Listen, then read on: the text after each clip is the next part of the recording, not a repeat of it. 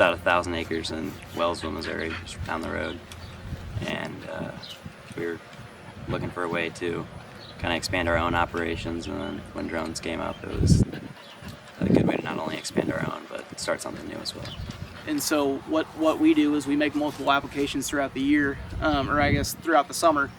and we're testing multiple products side by side to see what kind of yield advantage you can really produce with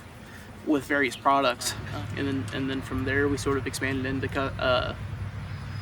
custom application and doing stuff for other people, and we've really just kind of taken off from there.